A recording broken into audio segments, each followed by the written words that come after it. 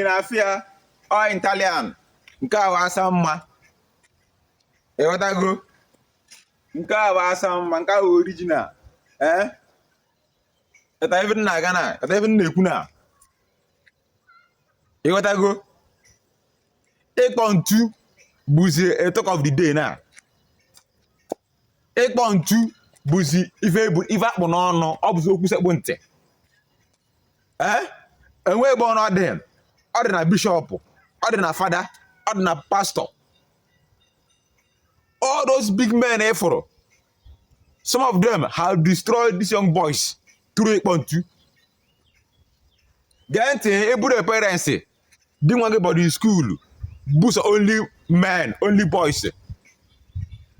give that child a good orientation